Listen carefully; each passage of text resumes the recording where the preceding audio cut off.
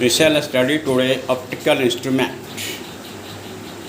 A number of optical devices and instruments have been designed utilizing reflecting and refracting properties of mirrors, lenses and prisms. Periscope, kaleidoscope, binoculars, telescope, microscope are some of examples of optical devices and instruments that are in common use. Our eye is of course one of the most important optical device that nature has endowed us with. Starting with the eye, we then go on to describe the principles of working of the microscope and the telescope. The eye. The figure is shown in one about eye and the remedies of the defects of different type of vision defects by convex lens, concave lens and rectangular and cylindrical lens. Now, the figure 1 shows the eye light enters the eye through a curved front surface, the cornea. It passes through the pupil, which is the central hole in iris, the size of the pupil, which is the central hole in the iris. The size of the pupil can change under control of muscles. The light is further focused by the eye lens on the retina. The retina is a film of nerve fibers covering the curved back surface of the eye.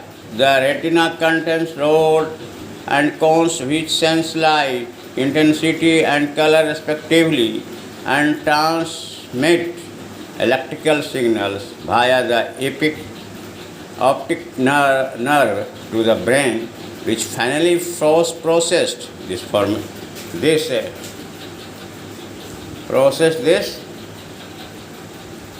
information.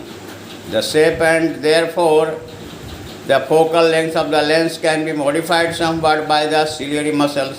For example, when the muscle is relaxed, the focal length is about 2.5 centimeter and objects at infinity and are in shape focus on the retina. When the object is brought closer to the eye in order to maintain the same image length distance, it means 2.5 centimeter, the focal length of the eye lens becomes shorter by the action of ciliary muscles. This property of the eye is called accommodation.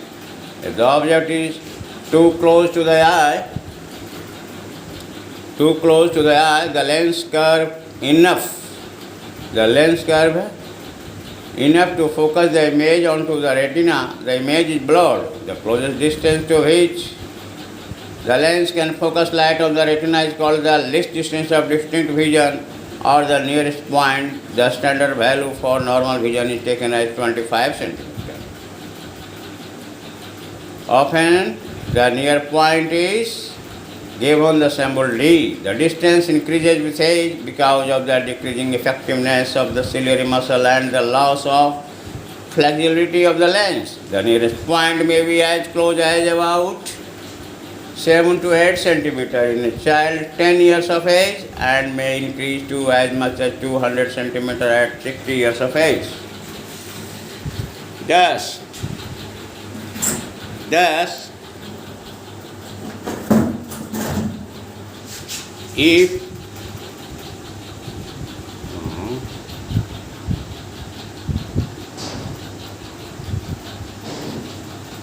Thus, if an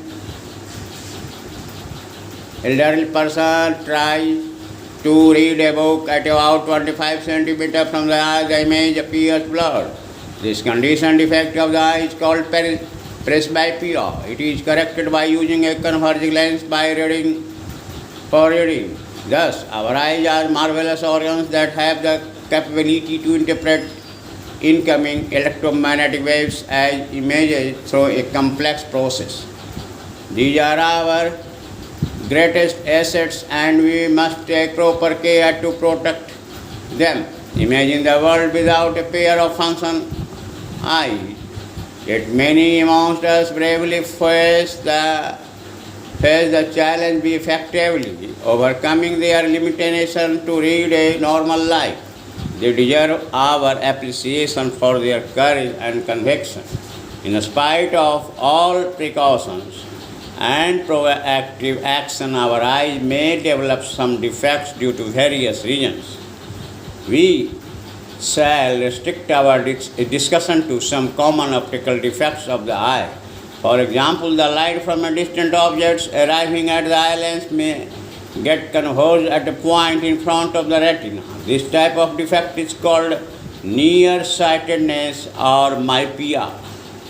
This means that the eye is producing too much convergence in the incident beam. To compensate this, we interpose a concave lens between the eye and the object with the diverging effect desired to get the image focused on the retina. Similarly, if the eye lens focuses the incoming light at a point behind the retina, a convergent lens is needed to compensate for the defect in vision. This defect is called farsightedness or hypermetropia. Another common defect of vision is called astigmatism. This occurs when the cornea is not spherical in shape. For example, the cornea could have a larger curvature in the vertical plane than in the horizontal plane or vice versa. If a person with such a defect in eye lens looks at a wire, much or a grid of lines focusing in either the vertical or the horizontal plane may not be as sharp as in other plane. Astigmatism results in lines in one direction being well focused, while those in a perpendicular direction may appear distorted. Astigmatism can be corrected by using a cylindrical lens of desired radius of curvature with an appropriately directed axis. This defect can occur along with myopia or hypermetropia.